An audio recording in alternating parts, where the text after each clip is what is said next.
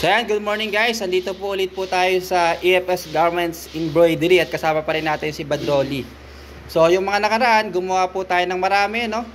Sa iba't ibang mga activities po natin, mga MCG Acres. Then ngayon naman po, ang project po natin ay for UNTB uniform. So tol, ano yan? Tinetesting mo muna. So tinetesting po muna natin, parang pinaka-sample.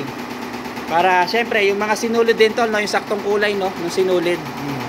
Kaya kagaya po, UNTB. U. So sample muna. So yan, yung kagaya pinakita po natin noong nakaraan, ito pong parang computer po na type, no? So dito po sineset yan, yung design, yung laki, yung mga kulay. Then kapag naset na po dito, yan, saka na po ilalagay yung mga tela, babalahan po ng mga sinulid. So pero bago po yun, nagsasample muna si Badrolly do sa mga reta-retasong tela bago ilagay mismo doon sa, syempre mahirap tol, wala nang balikan pag na-reject tol, no?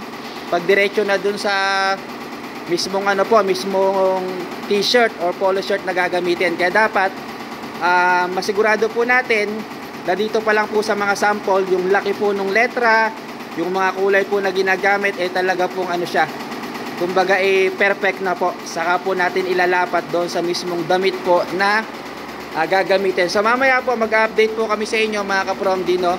Kapag ipiprint na po natin. Ngayon ba yan? Ngayon mo babanatan tol? Yan, mamaya po, no? Nagsasample lang muna si Badrolly.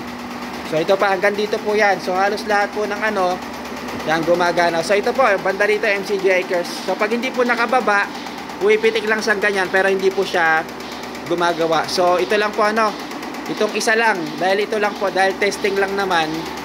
So isa lang po yung ating ginagamit. So ito, for UNTB uniform yan, UNTB na po siya. So ini-inspect pong mabuti ni Badrolly. Yan. So may adjustan po yan, adjust. So napakalaki po nitong ating embroidery machine mga ka-Promdi. So para po ito sa ano, mga empleyado tol, no, sa UNTB, no, itong ating next project. So yan, mag-update kami. So sa lahat po ng mga gusto pong mag-order po, no, magpa-embroid dito po sa ating EFS Garment Embroidery dito po sa Apalit, pwede po kayo mag-message po sa atin po EFS Garments FB page, no? At pwede din po kayo mag-send po dito po sa atin. Kontakin nyo lang po kami, yung mga kasama sila Brad Topper Lungalong. At lalo kung kayo naman po ay napunta po dito sa Apalit, so pwede po kayong paano ba tol, ano, parang gawa natin pati yung t-shirt, or pagka ba yung meron silang damit tapos papatatak lang, tumatanggap na ba tayo? Hindi pa. Hindi pa. Ayun, so ano lang po mga ka-Promdi, no, pag mag-order po kayo yung maramihan, saka po yung ano, kumbaga buo, pati yung t-shirt, yung mga polo shirt sa amin po manggagaling, no. So hindi pa po tayo tumatanggap nung sa inyo po yung damit at embroidery lang po. So yan, para po sa mga nagtatanong. So yan, mamaya po yung actual po na pag-embroid natin do sa UNTB uniform, gagawin po natin. Shoutout po kay Brad Bernard sa DSC para sa gusto magpa-print ng mga tarpaulin, local signages, mga stickers, and any other souvenirs. Brad Bernard Dagli po ang sakalam. Yun. So yan po, embroidery din po yung ano, parang pinaka-base niya po. Then papatungan po yan ng letra din na news and rescue naman. So parang ganito po yung magiging itsura po niya. So yan. Yan, ready na po, no?